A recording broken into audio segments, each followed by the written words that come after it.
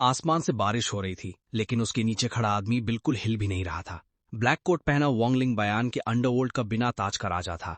एक ऐसा आदमी जिससे सब लोग इतना डरते थे कि उसके सामने झुक जाते थे।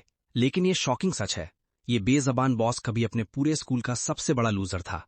साल पहले वोंगलिंग का सिर्फ एक ही सपना था, एक अच्छे हाई स्कूल में जाना और एक नॉर्मल लाइफ जीना। एक दिन मैथ का एक मुश्किल प्रॉब्लम सही से सॉल्व करने के बाद उसे तब बेइज्जत किया गया जब एक क्लासमेट ने उसकी चेयर खींच ली, जिससे वो जमीन पर गिर गया और पूरी क्लास हंसने लगी। ये पहली बार नहीं था। 3 साल से वो उन बुलीज का फेवरेट टारगेट था, जो उसे मारते थे, उसका मजाक उड़ाते थे और उसे ऐसा ट्रीट करते थे जैसे वो बेकार हो। जब एक बुली ने उसके सर पे मारा और उसे चुप रहने को कहा तो वोंगलिंग के अंदर कुछ टूट गया। वो घूमा और उसने बुली के फेस पर एक पंच मार दिया। लेकिन कुछ ही सेकंड में बुली के दोस्तों ने उसे घेर लिया, जमीन पर गिरा दिया और उसे बेरहमी से पीटना शुरू कर दिया। चोट खाया और टूटा हुआ वोंगलिंग सिर्फ ये सोच सकता था कि उसने ऐसा क्या किया था जो उसे ऐसी लाइफ मिली। बुलिंग मां हाफ नहीं हुई। उन्होंने उसे फुटबॉल फील्ड पर बेइज्जत किया, उसे जिंक्स बोला और यहां तक कि एक फुटबॉल फाड़ने का ब्लेम भी उस पर डाल दिया जिसे उसने कभी छुआ भी नहीं था। चाहे वो कितना भी चिल्लाकर बोलता, कोई उस पर विश्वास नहीं करता था। वही दिन था जब उसे कड़वा सच पता चला। इस दुनिया में सच की कोई कीमत नहीं है, सिर्फ पावर मैटर करती है। हेल्प के लिए डेस्परेट होकर उसने अपने टीचर को सब कुछ बताया, इस होप में कि कोई तो उसके लिए खड़ा होगा। इसके बदले अपने फोन से बिना देखे टीचर ने कूलली रिप्लाई किया, अगर सब लोग सिर्फ तुम्हें ही टारगेट कर रहे हैं तो शायद प्रॉब्लम तुम ही हो, और उसे भेज दिया। उस एक सेंटेंस ने वोंगलिंग की बची कुची होप भी तोड़ दी। अपने डेस्क पर चुपचाप बैठकर पेन को इतनी जोर से पकड़ा कि वो पेज को फाड़कर निकल गया। उसने एक लाइफ चेंजिंग प्रॉमिस किया, चाहे कुछ भी हो जाए वो चिंगनान हाई स्कूल में जाकर इस दुख भरी लाइफ से भाग जाएगा। लेकिन उसे ये नहीं पता था कि ये डिसीजन उसे पीस की तरफ नहीं ले जाएगा, ये पूरे अंडरवर्ल्ड का सबसे फियर्ड आदमी बनने का पहला स्टेप होगा। एक दिन स्कूल में वोंगलिंग अपने टीचर के पास खड़ा था जब टीचर उसका एडमिशन नोटिस ढूंढ रहे थे। कैबिनेट के हर ड्रॉर को चेक करने के बाद भी नोटिस कहीं नहीं मिला, जिससे टीचर कंफ्यूज हो गए। ये अजीब है, वो बुदबुदाए, ये तो अभी यही था। और उन्हें सडन याद आया कि क्लास का सबसे बड़ा बुली जू यांग और उसके दोस्त पहले आए थे अपना एडमिशन नोटिस लेने। टीचर को शक हुआ कि उन्होंने एक्सीडेंटली या जानबूझकर वोंगलिंग का नोटिस भी ले लिया होगा और उन्होंने उसे उनके पास जाकर चेक करने को कहा। जिस मोमेंट वोंगलिंग ने जू यांग का नाम सुना, उसका दिल बैठ गया। वो जानता था कि वो बुलीज उसकी हेल्प कभी नहीं करेंगे। उसे इमीडिएटली समझ आ गया कि वो शायद उसका एडमिशन नोटिस फाड़ना या जलाना चाहते हैं, जो उसके फ्यूचर की लास्ट होप थी। आंसू रोकते हुए वोंगलिंग ने अपने टीचर को थैंक यू बोला और क्लासरूम से बाहर दौड़ लगा दी। स्कूल के प्लेग्राउंड में जू यांग और उसकी गैंग एक मैनहोल कवर के पास खड़े होकर जोर जोर से हंस रहे थे। जू यांग के हाथ में वोंगलिंग का एडमिशन नोटिस था। सांस फूलते हुए वोंगलिंग दौड़कर आया और रिक्वेस्ट की, जू यांग प्लीज मेरा नोटिस मुझे वापस दे दो। वापस देने के बजाय जू यांग ने मजाक उड़ाते हुए स्माइल के साथ नोटिस को हवा में ऊपर उठा दिया और बोला, अगर तुम में दम है तो आकर ले लो। लड़के ताली बजाने लगे और वोंगलिंग पर हंसने लगे, क्योंकि सबसे छोटा होने के कारण वो पेपर तक पहुंच भी नहीं पा रहा था। अपनी लास्ट होप को हाथ से निकलते देख वोंगलिंग पूरी तरह टूट गया। उसकी आंखों से आंसू बहने लगे जब उसने हाथ जोड़े और रिक्वेस्ट की, जू यांग मैं तुमसे बेगिंग कर रहा हूं, प्लीज मेरा नोटिस वापस दे दो। उसकी लाचारी ने गैंग को और भी जोर से हंसाया। उसे और बेइज्जत करने का परफेक्ट चांस देखते हुए जू यांग ने नोटिस को जमीन के पास कर दिया और एक क्रूअल स्माइल के साथ बोला, मैं इसे वापस दूंगा अगर तुम मेरे सामने घुटने टेक दो। वोंगलिंग के पास कोई और ऑप्शन नहीं था। जिस नरक में वो रह रहा था, उससे भागने के लिए वो अपनी सेल्फ रिस्पेक्ट का आखिरी टुकड़ा भी सैक्रिफाइस करने को तैयार था। वहीं पर मैनहोल कवर के पास वो धीरे धीरे अपने घुटनों पर गिर गया। डीप इनसाइड हालांकि उसने एक साइलेंट प्रॉमिस किया कि एक दिन वो इस जगह को हमेशा के लिए छोड़ देगा और अपनी हर बेइज्जती का बदला लेगा। लेकिन जू यांग अभी रुकने वाला नहीं था। जिस मोमेंट वोंगलिंग घुटनों पर बैठा, जू यांग ने सडन अपना खाली हाथ खोल दिया और हंसा, ऊप्स, ऐसा लगता है कि नोटिस एक्सीडेंटली ड्रेन में गिर गया। वोंगलिंग का दिल लगभग रुक गया। फिर एक सेकंड बाद जू यांग ने अपने पॉकेट से रियल रेड एडमिशन लेटर निकाला और हंसा, मैं तो बस मजाक कर रहा था, वो मजाक उड़ाते हुए बोला। मुझे विश्वास नहीं हो रहा कि तुम जैसा लूजर सच में स्कूल में एक्सेप्ट हो गया। तुमने मुझे इस बार सच में सरप्राइज कर दिया। उसने लेटर से वोंगलिंग के सर पे मारा और उस पर फेंककर अपनी गैंग के साथ हंसते हुए चला गया, वोंगलिंग को जमीन पर रोने के लिए छोड़कर। वोंगलिंग ने एडमिशन लेटर उठाया, कुछ मोमेंट तक उसे देखा और फिर अपने आंसुओं के बीच स्माइल किया। फाइनली वो इस जगह को छोड़ सकता था। चिंगनान हाई स्कूल का रास्ता फाइनली खुल गया था। जल्द ही समर वेकेशन शुरू हो गया। वोंगलिंग अपने घर के आंगन में पढ़ाई करके दिन बिताता था। एक दिन उसकी मम्मी कपड़े धोने बाहर आई और उसे डांटते हुए बोली, तुम पूरा दिन घर के अंदर क्यों बंद रहते हो, बाहर जाओ और खेलो। उसके पापा ने भी सिगरेट पीते हुए कहा, तुम पहले ही एक अच्छे स्कूल में एक्सेप्ट हो चुके हो, बाहर जाओ, रिलैक्स करो और थोड़ा एंजॉय करो। लेकिन वॉन्गलिंग ने धीरे से रिप्लाई किया कि घर पर रहना ही परफेक्टली फाइन है। तभी एक लंबा यंग लड़का ब्लैक कोट पहनकर आंगन में आया। जिस मोमेंट वॉन्गलिंग ने उसे देखा, उसके फेस पर एक वार्म स्माइल आ गई। वो दायुग था, एक बड़ा दोस्त जो उसके लिए एक बड़े भाई के जैसा था।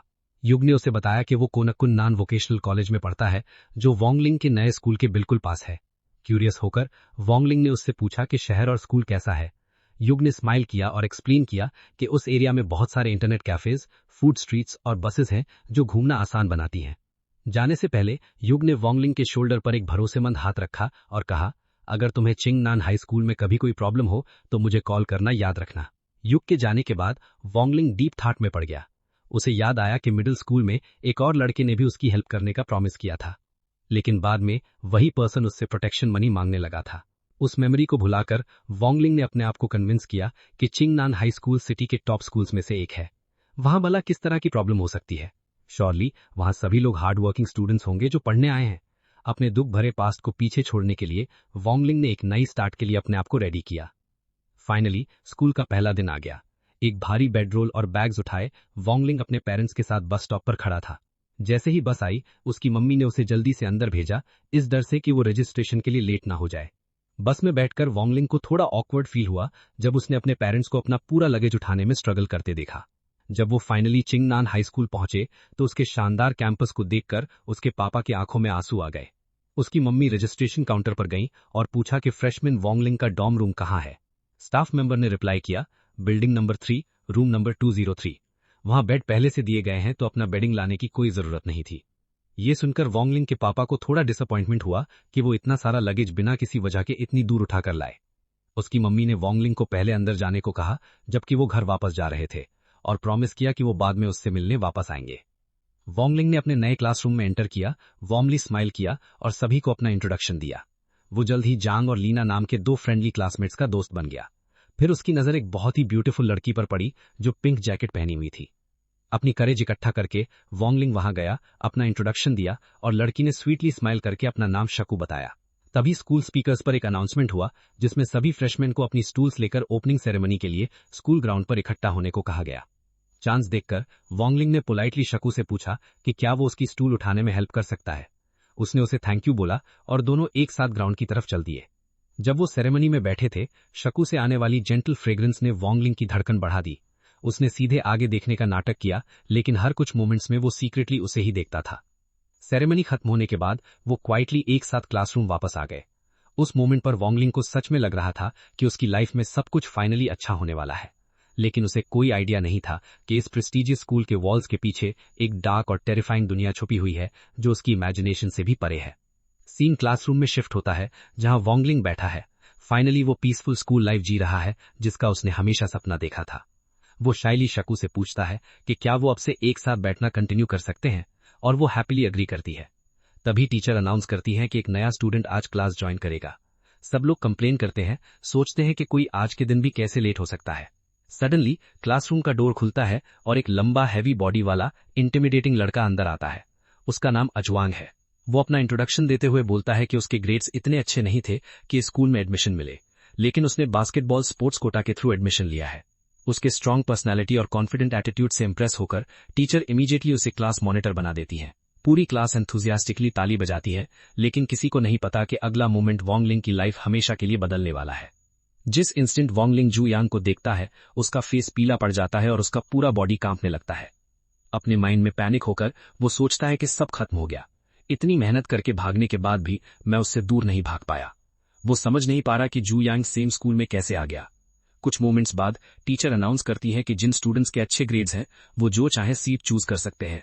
जू यांग के ध्यान से बचने की होप में वॉन्गलिंग क्वाइटली अपना सामान उठाता है और क्लासरूम के बैक में चला जाता है, जहां वो एक लड़के के पास बैठता है, अपना इंट्रोडक्शन देता है और जल्दी दोस्त बन जाता है। ब्रेक के दौरान क्लास पर अपना डोमिनेंस दिखाने के लिए जू यांग सभी को लंच खिलाने का जेनरस ऑफर देता है। पूरी क्लास खुशी से चीयर करती है, लेकिन असली प्रॉब्लम तो अभी शुरू हो रही थी। सडनली जू यांग सीधा वॉन्गलिंग की तरफ पॉइंट करता है और सभी के सामने बोलता है, इसके अलावा सब लोग आ सकते हैं। वो डिक्लेयर करता है कि वॉन्गलिंग उनके साथ खाने के वर्दी नहीं है। फिर वो क्लास को बताता है कि वो दोनों सेम टाउन से आते हैं और वो अच्छे से जानता है कि वॉन्गलिंग सच में कैसा पर्सन है। जोयांग सभी से प्रॉमिस करता है कि लंच के दौरान वो वॉन्गलिंग का असली फेस सबके सामने लाएगा। पूरी क्लासरूम में सब लोग हंसने लगते हैं, जिससे वॉन्गलिंग बहुत बेइज्जत फील करता है। वो अपना सर नीचे कर लेता है और बिल्कुल साइलेंट रहता है।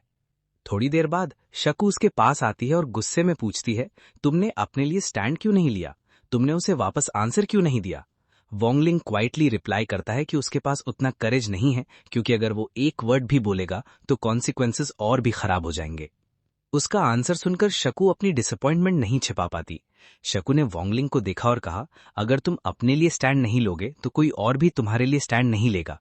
उसने उसे फर्मली बोला, नेक्स्ट टाइम जब जूयांग तुम्हें बुली करेगा तो तुम्हें फाइट बैक करना पड़ेगा, और अगर तुम नहीं करोगी तो मैं तुम्हारे लिए स्टैंड लूंगी, क्योंकि मैं तुम्हें इस तरह बेइज्जत होते हुए नहीं देख सकती।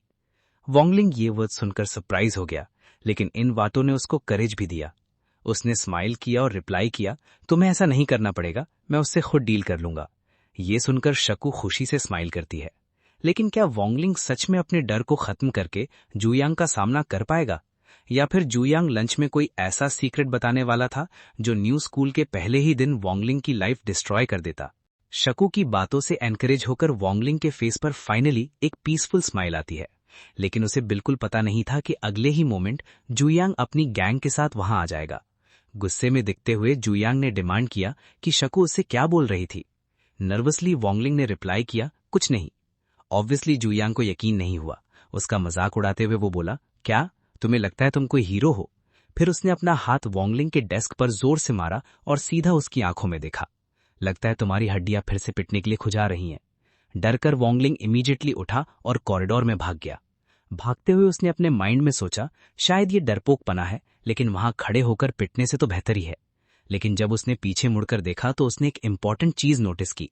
जूयांग के दोस्त में से एक ने जूयांग को उसके पीछे भागने से रोक दिया, और सरप्राइजिंगली जूयांग ने उसकी बात सुन भी ली। उस मोमेंट पर वॉन्गलिंग को समझ आया कि जूयांग रियल लीडर नहीं था, ली ही रियल लीडर था। इस इंसिडेंट के बाद वॉन्गलिंग पूरी तरह टूट गया था। वो कैफेटेरिया में अकेले बैठकर डर से कांपते हुए क्वाइटली अपना लंच खा रहा था। यहां तक कि रात को डॉर्मेटरी में भी उसे कोई पीस नहीं मिला। उसके रूममेट्स जूयांग की प्रेजेस कर रहे थे, बात कर रहे थे कि वो कितना रिच है, और उनमें से एक ने हंसकर रिवील किया कि जूयांग ने पहले ही वॉन्गलिंग का सीक्रेट जीत लिया है। उसने उन्हें बताया कि वॉन्गलिंग मिडिल स्कूल में सबसे बड़ा कावड़ था, वो स्टूडेंट जिसे सबसे ज्यादा पीटा जाता था, और अब क्लास मॉनिटर भी उसे पीस से नहीं रहने देगा। अपने ही रूममेट्स को अपने ऊपर हंसते हुए सुनकर वॉन्गलिंग साइलेंट होकर अपने बेड पर लेटा रहा और उसकी आंखों से आंसू बहते रहे। उसने खुद से पूछा, मैं इतना बड़ा कावट क्यों हूं? क्या कोई कभी आकर मुझे इस नरक से बचाएगा? लेकिन फिर उसकी मुट्ठियां गुस्से से धीरे धीरे टाइट हो गई। अपने आंसू पोंछते हुए उसने एक डिसीजन लिया, अब और नहीं, कोई भी उसे बचाने नहीं आ रहा था। अगर उसे सरवाइव करना है तो उसे खुद को खुद ही बचाना पड़ेगा। और इस डिसीजन के साथ स्टोरी में एक ड्रामेटिक टर्न आया। अगली मॉर्निंग जब वॉन्गलिंग क्लासरूम में आया तो उसमें कुछ बिल्कुल डिफरेंट था। उसके चलने का तरीका, उसका कॉन्फिडेंस, सब कुछ बदल चुका था। जूयांग ने उसे देखते ही स्माइल किया, पहले से ही इमेजिन करते हुए कि आज का विक्टिम फिर से वॉन्गलिंग ही होगा।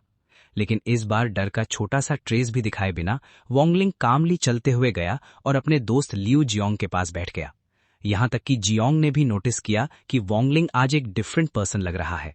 हाउएवर, प्रॉब्लम फिर से शुरू होने में ज्यादा टाइम नहीं लगा। जब टीचर बोर्ड पर लिख रहे थे, जूयांग क्लासरूम के बैक में बैठकर कैजुअली फ्राइड चिकन खा रहा था। जानबूझकर उसने बची हुई चिकन बोन्स वॉन्गलिंग पर फेंकना शुरू कर दिया। उनमें से एक बोन सीधा वॉन्गलिंग के सर पर लगी।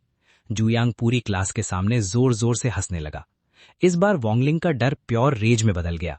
उसका खून खौलने लगा जब उसने अपने पेन को टाइटली पकड़ा और सोचा, मुझे फोर्स मत करो। गुस्से में वो बस खड़े होकर जूयांग को लेसन सिखाने ही वाला था कि सडन टीचर ने चिल्लाकर कहा, क्लास में क्वाइट रहो। इस इंटरप्शन ने वॉन्गलिंग को रुकने पर फोर्स कर दिया। क्लास के बाद शकू जल्दी से पास आई और कंसर्न से पूछा, क्या जूयांग ने तुम्हें फिर से बुली किया? उसके बिल्कुल पीछे खड़ा होकर जूयांग गुस्से में उन्हें घूर रहा था। लेकिन इस बार वॉन्गलिंग के फेस पर डर का नामो निशान नहीं था। एक काम और कॉन्फिडेंट स्माइल के साथ उसने कहा, इट्स ओके, मैं उससे खुद डील कर लूंगा, बस देखते रहो। शकू और जूयांग दोनों ही वॉन्गलिंग के इस कंप्लीटली फियरलेस साइड को देखकर स्टंड हो गए। फिर जूयांग को और प्रोवोक करने के लिए वॉन्गलिंग ने सबके सामने शकू के सर पर जेंटली पैट किया। उनके पीछे बैठा वो बॉल्ड बुली कैजुअली चिकन खा रहा था और गुस्से में उन्हें घूर रहा था। जैसे ही क्लास खत्म हुई, वोंगलिंग क्वाइटली खड़ा हुआ, विंडो के पास गया और एक भारी फ्लावर पॉट उठा लिया। शकू समेत पूरी क्लास उसे शॉक में घूरने लगी। इससे पहले कि वो बॉल्ड बुली कुछ रिएक्ट कर पाता, वोंगलिंग ने अपनी पूरी स्ट्रेंथ के साथ फ्लावर पॉट घुमाया और सीधा उसके फेस पर स्मैश कर दिया। पॉट के टुकड़े टुकड़े हो गए और मिट्टी हवा में उड़ गई। लेकिन वोंगलिंग वहां नहीं रुका। एक डेस्क को अपने रास्ते से हटाकर वो ब्लाइंड रेज में उस बुली पर अटैक कर दिया। उसकी आंखों से आंसू बह रहे थे जब वो बुली को बार बार पंच मारे जा रहा था, अनकंट्रोलेबली चिल्ला रहा था। उसने उसे जमीन पर पटक दिया और दुख और गुस्से में चिल्लाया कि वो आज उसे जिंदा नहीं छोड़ेगा। पूरी क्लासरूम वोंगलिंग के इस टेरिफाइंग साइट को देखकर हॉरिफाइड हो गई थी। फाइनली दूसरे लड़के दौड़कर आए और उसे किसी तरह खींचकर अलग किया, लेकिन वो अपनी पूरी स्ट्रेंथ से स्ट्रगल कर रहा था, अभी भी रेज में चिल्ला रहा था। बुली जमीन पर पड़ा हुआ था, उसके मुंह से खून निकल रहा था और पूरी तरह स्टंट था, क्योंकि उसने कभी इमेजिन नहीं किया था कि वोंगलिंग इतना विशियसली फाइट बैक करेगा। कुछ मोमेंट्स के बाद वोंगलिंग ने खुद को फाइनली काम किया, अपने कपड़े सही किए और वहां से जाने लगा। जाने से पहले वो घूमा और बुली को एक फाइनल वार्निंग दी, मैं आज आफ्टरनून में वापस आऊंगा और नेक्स्ट टाइम मैं तुम्हें इससे भी ज्यादा पीटूंगा। जैसे ही वोंगलिंग हॉलवे से गुजर रहा था, उसका एड्रेनलिन धीरे धीरे कम हुआ और वो रोने लगा। वो जानता था कि जो उसने अभी किया है उसकी एक बड़ी प्राइस चुकानी पड़ेगी। बुली के दोस्त डॉर्मेटरी में उसका वेट कर रहे होंगे। खुद से रोते हुए वोंगलिंग सोचने लगा कि क्या नियर बाय वोकेशनल कॉलेज का नोटोरियस गैंगस्टर यू चिंग फे उसकी हेल्प करने आएगा। अभी के लिए स्कूल में रहना बहुत डेंजरस था। तो वोंगलिंग क्वाइटली स्कूल के पीछे गया, ब्रोकन ग्लास वाली लंबी वॉल पर चढ़ा और दूसरी तरफ जंप कर गया। ग्रास पर लैंड करने के बाद वो खुद पर हंसने लगा। उसने कभी इमेजिन नहीं किया था कि उस जैसा क्वाइट बुक लविंग स्टूडेंट आज एक वॉल से कूदकर स्कूल से भाग रहा होगा। अकेले ही वो सिटी के स्ट्रीट्स की तरफ चल पड़ा। स्टोरी अब ओपनिंग सीन तक पहुंचती है, जहां वोंगलिंग एक इंटरनेट कैफे के बाहर खड़ा है। लेकिन ये वोंगलिंग अभी अंडरवर्ल्ड का फियर्ड किंग नहीं था। वो बस एक ऑर्डिनरी डरा हुआ लड़का था। अंदर कैफे लोगों से भरा हुआ था और सिगरेट के धुएं से भरा हुआ था। दो पर्टिकुलरली डेंजरस लुकिंग आदमी वहां बैठे थे, एक व्हाइट हेयर वाला जिसका नाम युन शॉ था और दूसरा ब्लैक शर्ट पहनने वाला जिसका नाम यम था। नर्वसली वोंगलिंग अंदर गया, क्योंकि वो यू चिंग फे को ढूंढ रहा था। आसपास देखने और उसे ना पाने पर वो कैफे ओनर के पास गया और पूछा कि क्या उसने चिंगनान स्कूल के यू चिंग फे को देखा है। ओनर ने रिप्लाई किया कि यू चिंग फे ने पूरी रात गेमिंग की थी और शायद अभी अपने डॉम में सो रहा होगा। ये सुनकर वोंगलिंग की होप्स टूट गईं, लेकिन उसकी असली प्रॉब्लम तो अभी शुरू हो रही थी। करेज इकट्ठा करके वो दो डेंजरस लुकिंग आदमियों के पास गया और पूछा कि क्या वो यू चिंग फे को जानते हैं, एक्सप्लेन करते हुए कि यू चिंग फे उसका बड़ा भाई है और उसे उससे अर्जेंटली मिलना है। जैसे ही ये वर्ड्स उसके मुंह से निकले, पूरी कैफे में सब लोग हंसने लगे। सब उसका मजाक बनाने लगे। हंसते हुए यूना ने कहा कि कैसा अजीब क्वेश्चन है, यहाँ आसपास ऐसा कौन है जो यू चिंग फे को नहीं जानता। उसकी रेपुटेशन इतनी बड़ी है कि इस एरिया का हर बच्चा उसका नाम जानता है। सभी को अपने ऊपर हंसते देखकर वोंगलिंग को गुस्सा आया। उसने शार्पली रिप्लाई किया, अगर आप उन्हें जानते हैं तो बस मुझे बताएं कि वो कहाँ है, अदरवाइज मैं जा रहा हूं। याम को वोंगलिंग का एटीट्यूड थोड़ा फनी लगा और उसने पूछा, तो फिर क्या इमरजेंसी है, क्या किसी ने तुम्हें पीटा है? एकदम इनोसेंस के साथ वोंगलिंग ने आंसर दिया, अभी तक तो नहीं, लेकिन आफ्टरनून तक मैं पक्का पिटने वाला हूं।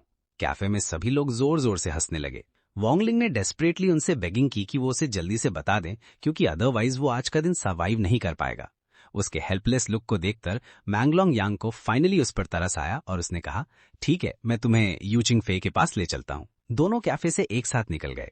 रास्ते में मैंगलोंग यांग ने पूछा कि एक्चुअली हुआ क्या था। वोंगलिंग ने एक्सप्लेन किया कि उसने जू यांग नाम के एक स्टूडेंट को पूरी क्लास के सामने बहुत बुरी तरह पीटा था और अब जू यांग की गैंग लंच टाइम में डॉर्मेट्री के बाहर उसका वेट कर रही होगी हिसाब बराबर करने के लिए। मैंगलोंग यांग ने हंसकर कहा, बस इतनी सी बात, इतनी छोटी बात के लिए यू चिंग फे को बॉदर करने की जरूरत नहीं है, मैं इसे खुद हैंडल कर दूंगा। लेकिन वोंगलिंग को उस पर विश्वास नहीं हुआ। उसने एडमिट किया कि वो उसे अच्छे से जानता भी नहीं है। मैंगलोंग यांग ने स्माइल किया और एक्सप्लेन किया, अगर तुम यू चिंग फे के छोटे भाई हो तो तुम हमारे भी छोटे भाई हो। तुम्हारी प्रॉब्लम हमारी प्रॉब्लम है। मैं आफ्टरनून से पहले ये मैटर खत्म कर दूंगा।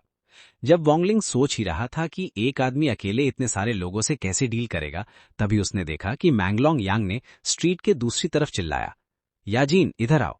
व्हाइट जैकेट पहना एक लड़का अपने दोस्तों के साथ इमीडिएटली दौड़कर आया और रिस्पेक्टफुली मैंगलोंग यांग को भाई बोलकर ग्रीट किया। मैंगलोंग यांग ने उसे क्लास स्किप करके बाहर घूमने के लिए डांटा, लेकिन याजीन ने बस हंसकर कहा कि वो लोग क्लास वापस जाने से पहले कुछ खाने जा रहे थे। फिर मैंगलोंग यांग ने उसे बताया कि उसके पास एक इम्पोर्टेंट बात करने को है। बिना किसी हेजिटेशन के याजीन ने रिप्लाई किया कि वो ब्रदर लियांग के लिए कुछ भी करेगा। मैंगलोंग यांग ने वोंगलिंग को अपना छोटा भाई बोलकर इंट्रोड्यूस किया और एक्सप्लेन किया कि वो उनके स्कूल का नया स्टूडेंट है। जिस मोमेंट याजीन ने वोंगलिंग को देखा, उसने कहा कि ये फेस जाना पहचाना लगता है। मैंगलोंग यांग ने एक्सप्लेन किया कि वोंगलिंग क्लास में किसी प्रॉब्लम में फंस गया है और वो चाहता है कि याजीन इस मैटर को देख ले। ये सुनकर याजीन गुस्से में आ गया और डिमांड करने लगा, किसकी इतनी हिम्मत जो ब्रदर लियांग के छोटे भाई से पंगा ले, मैं उसकी खाल उतार दूंगा। मैंगलोंग यांग ने जू यांग का नाम बताया। जिस मोमेंट याजीन ने नाम सुना, उसे सब समझ आ गया। उसे याद आया कि ये वही जू यांग है जो यान लीसा जहोंग क्लास का मॉनिटर है, एक स्टूडेंट जो दूसरे सिटी से ट्रांसफर होकर आया था। कामली याजीन ने कहा, टेंशन मत लो, मैं इसे लेसन सिखा दूंगा। सेटिस्फाइड होकर मैंगलोंग यांग वहां से जाने लगा, क्योंकि वो अपने ऑनलाइन गेम में मॉन्स्टर्स को मारना चाहता था। लेकिन वोंगलिंग ने जल्दी से उसे रोका और कहा, ये इतना सिंपल नहीं होने वाला है। मैंगलोंग यांग को लगा कि वोंगलिंग बस डर रहा है, लेकिन वोंगलिंग ने एक्सप्लेन किया कि जू यांग मेन प्रॉब्लम नहीं है, असली थ्रेट लीसा है जो हमेशा उसके पीछे खड़ा रहता है। अगर याजीन ने जू यांग पर हाथ उठाया तो लीसा कभी चुप नहीं रहेगा। मैंगलोंग यांग लीसा के बारे में ज्यादा नहीं जानता था, तो उसने पूछा, ये लीसा एग्जैक्टली कौन है, इसमें ऐसा क्या स्पेशल है। याजीन ने एक्सप्लेन किया कि लीसा भी बीवा से है और अगर वो इन्वॉल्व हो गया तो सिचुएशन सच में कॉम्प्लिकेटेड हो सकती है। ये सुनकर मैंगलोंग यांग को गुस्सा आ गया। वो चिल्लाकर बोला, अगर ये काम तुम्हारे लिए बहुत मुश्किल है तो यहां से दफा हो जाओ, मैं किसी और को ढूंढ लूंगा। याजीन इमीडिएटली पीछे हट गया, हाथ जोड़े और उसे अश्योर किया, नहीं, मैं हैंडल कर लूंगा। लीसा के साथ मेरा रिलेशनशिप काफी डिसेंट है, वो कम से कम मेरी बात तो सुनेगा। फिर याजीन ने एक फाइनल क्वेश्चन पूछा, तुम्हारे और जू यांग के बीच ये फाइट कितनी सीरियस है। वोंगलिंग ने कामली कहा, मैंने उसे पूरी क्लास के सामने पीटा और फिर उससे कहा कि मैं आफ्टरनून में उसे फिर से पीटूंगा। सब कुछ सुनकर लियांग और याजीन दोनों स्माइल करने लगे। लियांग को अपने छोटे भाई पर प्राउड फील हुआ, जबकि याजीन ने कॉन्फिडेंटली कहा, अब तुम्हें टेंशन लेने की जरूरत नहीं है, हम दोनों मिलकर उसे एक और लेसन सिखाएंगे। वोंगलिंग के फेस पर एक डीप स्माइल आ गई, क्योंकि ये वही अपॉर्चुनिटी थी जिसका वो वेट कर रहा था। इसके बाद वो लोग एक गेमिंग जोन में एंटर हुए जो पहले से ही लोगों से भरा हुआ था। हर कंप्यूटर ऑक्यूपाइड था और सभी लोग अपने वर्चुअल दुनिया में खोए हुए थे। वहां बैठे लड़कों में से एक ने पूछा, यूगा कहाँ है। लियांग ने रिप्लाई किया, यूगा अभी सो रहा है और अगर किसी ने उसे डिस्टर्ब किया तो किसी की जान भी जा सकती है। वोंगलिंग की प्रॉब्लम वैसे भी इतनी सीरियस नहीं है, मैं इसे खुद हैंडल कर सकता हूं, तो उसे बॉदर करने की जरूरत नहीं है। लड़के ने सर हिलाया और कहा, ठीक है, अगर तुम्हें लगता है कि ये बेस्ट है तो बस ये श्योर करो कि यूगी का छोटा भाई सेफ रहे और कुछ गलत ना हो। लियांग ने उसे अश्योर किया कि सब कुछ ठीक रहेगा और काउंटर पे बैठे आदमी से अपने दोस्तों के लिए गेमिंग सिस्टम्स ऑन करने को कहा। तभी एक दूसरे प्लेयर ने सडन एक्साइटमेंट में चिल्लाकर गेमिंग में एक रेयर वेपन मिलने की खुशी मनाई, जैसे उसने कोई लॉटरी जीत ली हो। सभी की आंखें कंप्यूटर स्क्रीन्स पर ही टिकी हुई थी। वोंगलिंग ने भी हेडसेट लगाया और खेलना शुरू किया, लेकिन गेम खेलते हुए भी उसका माइंड कहीं और था। उसका एक पार्ट चाहता था कि लंच टाइम जितना जल्दी हो सके आ जाए, जबकि दूसरा पार्ट नर्वस एंजाइटी से भरा हुआ था। गेमिंग जोन के अंदर का एटमॉस्फेयर लाइवली था, जहां पर सभी लोग अपनी वर्चुअल दुनिया में खोए हुए थे। फाइनली घड़ी में 1 बजा। वोंगलिंग ने इमीडिएटली लियांग को सिग्नल दिया। टाइम देखकर लियांग ने याजीन को बुलाया और कहा कि अब वोंगलिंग की प्रॉब्लम सॉल्व करने जाने का टाइम हो गया है।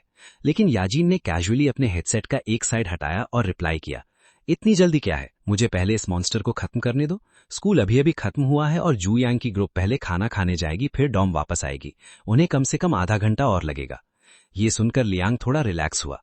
उसी टाइम के आसपास एक लड़के ने कंप्लेन किया कि लंच टाइम हो गया है और किसी को खाना ऑर्डर करना चाहिए। एक लड़का इमीडिएटली लंच लाने के लिए निकल गया और लियांग ने उससे सभी के लिए खाना ऑर्डर करने को कहा। ये सब देखकर वोंगलिंग को सच में टच फील हुआ। उसने सोचा कि ये लोग सच में बहुत काइंड है, ना सिर्फ वो मेरी सबसे बड़ी प्रॉब्लम सॉल्व करने में हेल्प कर रहे हैं, बल्कि मुझे लंच भी खिला रहे हैं। वो अपनी सीट से उठा, बाहर गया, पास की शॉप से कुछ कोल्ड ड्रिंक्स और सिगरेट्स खरीदी और गेमिंग जोन वापस आ गया। उसने ड्रिंक्स लियांग और बाकी लोगों को दे दी। जल्द ही खाना आ गया और सभी लोग एक साथ बैठकर खाने लगे। खाना खाते दौरान भी उनका ध्यान गेम्स पर ही लगा रहा और एटमॉस्फेयर सरप्राइजिंगली रिलैक्स लग रहा था। खाना खत्म करने के बाद वोंगलिंग ने एक सिगरेट जलाई और डीप थॉट में डूब गया। कुछ मोमेंट्स बाद याजीन पास आया और बोला, टाइम हो गया है, चलो चलते हैं। वोंगलिंग इमीडिएटली खड़ा हो गया, जाने के लिए रेडी। लियांग ने दोनों को देखकर स्माइल किया और उन्हें गुड लक विश किया। याजीन ने कॉन्फिडेंटली उसे अश्योर किया, टेंशन मत लो ब्रदर लियांग, मैं सब कुछ संभाल लूंगा। वोंगलिंग ने पूछा, क्या आप हमारे साथ नहीं आ रहे। लियांग ने स्माइल करके सर हिलाया और कहा, तुम लोग चिंगनान हाई स्कूल के स्टूडेंट्स हो, मैं वोकेशनल कॉलेज से हूं, अगर मैं वहां आया तो ये सही नहीं लगेगा। जब वो डॉर्मेट्री बिल्डिंग पहुंचे, याजीन क्लासरूम एरिया के बाहर रुका और बोला, तुम पहले अंदर जाओ, मैं रेस्टरूम यूज करके वापस आता हूं। वोंगलिंग ने सर हिलाया और अकेले अपने डॉर्म रूम की तरफ चल पड़ा। जिस मोमेंट उसने डोर ओपन किया वो फ्रोज हो गया। अंदर कई लड़के बैठकर कार्ड्स खेल रहे थे। उनमें से एक ने ऊपर देखा और कैजुअली कहा, ओह तुम सच में वापस आ गए। फिर वोंगलिंग ने कुछ ऐसा देखा जिससे उसका खून खौल उठा। एक लड़के ने अपने गंदे शूज सीधा वोंगलिंग के बेड पर रखे हुए थे। ये मेरा बेड है, वोंगलिंग ने अपने माइंड में सोचा। बेड पर कंफर्टेबली बैठे बैठे उस लड़के ने सिगरेट जलाई और एरोगेंटली कहा, तुम्हारा बेड सच में काफी कंफर्टेबल है। ऑनेस्टली मुझे कभी नहीं लगा कि तुम में वापस आने की हिम्मत होगी। मुझे लगा तुम डर के मारे डोंगवॉन सिटी भाग जाओगे। बाकी लड़के जोर जोर से हंसने लगे। अपनी मुट्ठियां टाइट करके वोंगलिंग आगे बढ़ा और बोला, जूयांग हम दोनों सेम होम टाउन से हैं, तुम मेरे साथ ऐसा क्यों करते रहते हो। जूयांग ने कामली सिगरेट का एक और पफ लिया और रिप्लाई किया, तो क्या हुआ अगर हम सेम टाउन से हैं, मुझे तुम्हें बुली करने में मजा आता है, क्यों तुम क्या कर लोगे। फिर वो खड़ा हुआ और उसका और मजाक उड़ाते हुए बोला, क्या घूर रहे हो, क्या तुमने नहीं कहा था कि तुम आफ्टरनून में मेरे साथ डील करोगे। वेल मैं यही हूं, आओ अगर तुम में दम है तो मुझे मारो। इन वर्ड्स ने फाइनली वोंगलिंग के पेशेंस को तोड़ दिया। बिना एक सेकंड वेस्ट किए उसने अपनी पूरी स्ट्रेंथ के साथ अपना हाथ घुमाया और जूयांग के फेस पर एक जोरदार स्लैप मार दिया। पूरा रूम साइलेंट हो गया। जूयांग की आंखें गुस्से से इमीडिएटली लाल हो गईं और वो चिल्लाया, तुम्हारी ये हिम्मत, तुमने सच में मुझे मारा। आसपास के लड़के फाइट देखने के लिए इमीडिएटली इकट्ठा हो गए। तभी याजीन दौड़ते हुए रूम में आया। यहां क्या हो रहा है। बिना एक सेकंड वेस्ट किए वो आगे बढ़ा और उसने जूयांग के स्टमक में एक पावरफुल किक मारी जिससे वो पीछे चेयर पर जा गिरा। येजन ने जूयांग को कॉलर से पकड़ा और चिल्लाया, तुम्हारी ये हिम्मत कि तुमने मेरे छोटे भाई पर हाथ उठाया, क्या तुम्हें अपनी जान प्यारी नहीं है। येजन का टेरिफाइंग गुस्सा देखकर रूम में सब लोग साइलेंट हो गए। लेकिन तभी एक दूसरा लड़का आगे आया। वो लीजा था।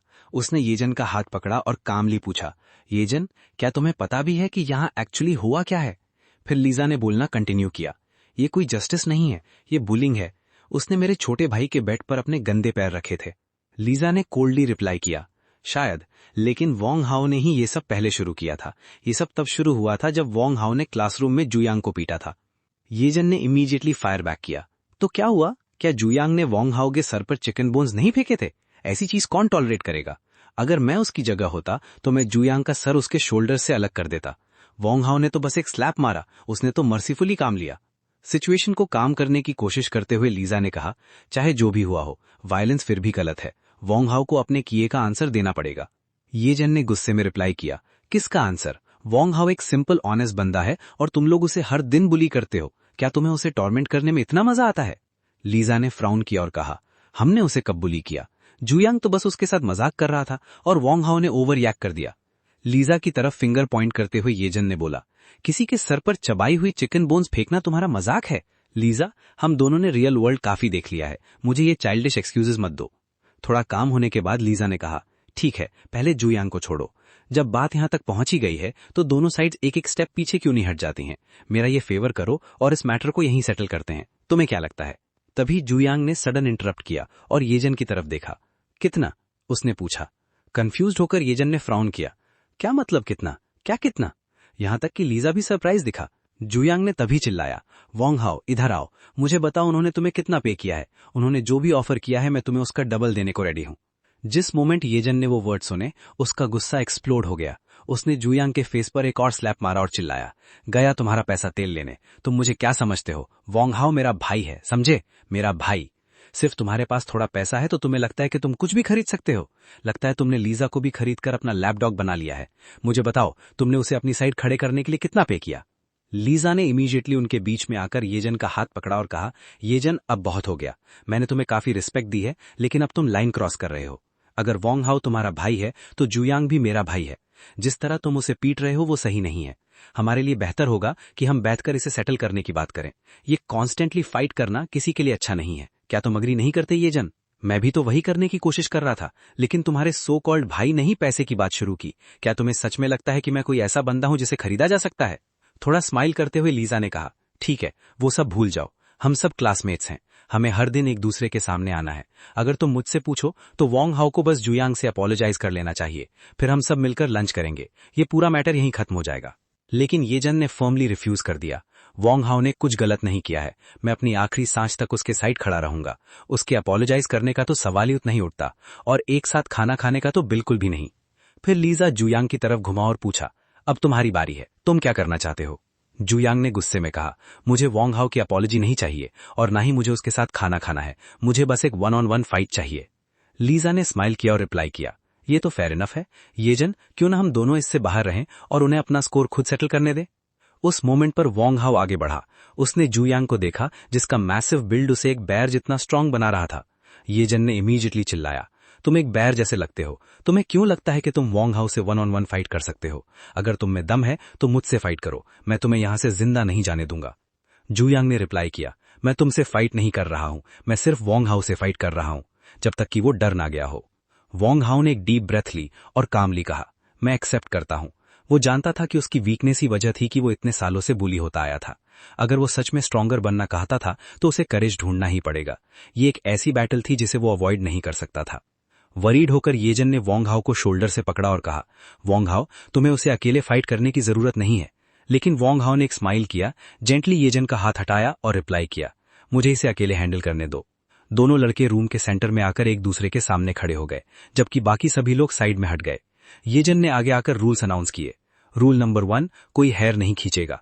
रूल नंबर 2, कोई फेस क्रैच नहीं करेगा। रूल नंबर 3, बेल्ट के नीचे कोई किक नहीं मारेगा। समझ आया? जू यांग ने अपनी नकल्स क्रैक की फाइट के लिए रेडी होकर। येजन ने दोनों की तरफ देखा और बोला, बिगिन। वोंग हाओ ने अपनी पूरी स्ट्रेंथ इकट्ठा की और जू यांग की तरफ पहला पंच मारा। लेकिन रियलिटी में कुछ ही मोमेंट्स के बाद वोंग हाओ जमीन पर पड़ा हुआ था, जबकि जू यांग उस पर एक के बाद एक पंच मारे जा रहा था। वोंग हाओ डेस्परेटली जू यांग का लेग पकड़ा, अटैक को रोकने की कोशिश कर रहा था, लेकिन जू यांग उसे बिना किसी मर्सी के पीटे जा रहा था। वोंग हाओ दर्द में चिल्ला उठा, लेकिन आज उसकी आंखों में एक अलग ही फायर जल रही थी। उसने पहले ही अपना माइंड बना लिया था, चाहे कुछ भी हो जाए, अब वो कभी गिव अप नहीं करेगा। सडनली अपनी बची हुई पूरी स्ट्रेंथ का यूज करते हुए वोंग हाओ जूयांग को जमीन पर पटकने में सक्सेसफुल हो गया। अब उसकी बारी थी। उसने जूयांग के फेस पर रिलेंटलेस पंचेस मारना शुरू कर दिया। तब तक नहीं रुका जब तक उसके फेस से खून नहीं निकलना शुरू हो गया। ये वो मोमेंट था जिसका उसने 3 लंबे सालों से वेट किया था। अपने अंदर दबे हुए सारे दुख, गुस्से और ह्यूमिलिएशन को फाइनली बाहर निकालने के बाद वोंग हाओ एग्जॉस्टेड होकर जमीन पर कोलैप्स हो गया। उसे सोचा कि सब कुछ फाइनली खत्म हो गया है, लेकिन रियलिटी में तो स्टोरी अभी शुरू हुई थी। जूयांग के दोस्त जो हुआ था उसे एक्सेप्ट नहीं कर पा रहे थे। फ्यूरियस होकर वो आगे बढ़े, लेकिन येजन ने इमीडिएटली उनका रास्ता ब्लॉक कर दिया। उनमें से एक ने चिल्लाया, जब जूयांग पिट रहा था तब तुमने हमें क्यों रोका? येजन ने स्माइल किया और रिप्लाई किया, अगर तुम चाहो तो तुम सब मिलकर मुझसे एक साथ फाइट कर सकते हो, लेकिन तुम में से किसी को भी वोंग हाओ को छूने का राइट नहीं है, क्योंकि वो मिंगलियांग का छोटा भाई है। जिस मोमेंट सभी ने मिंगलियांग का नाम सुना, पूरा रूम साइलेंट हो गया। ये एक ऐसा नाम था जिसे किसी ने चैलेंज करने की हिम्मत नहीं की थी। जूयांग की गैंग में डर फैल गया जब उन्हें रियलाइज हुआ कि अगर उन्होंने आज एक और मूव किया तो वो यहां से अपने पैरों पर वापस नहीं जा पाएंगे। उन्होंने जल्दी से जूयांग को डिफीट एक्सेप्ट करने को कहा। वही जूयांग जो कुछ मोमेंट्स पहले सबसे बड़ा बॉस बन रहा था, अब डर से कांप रहा था।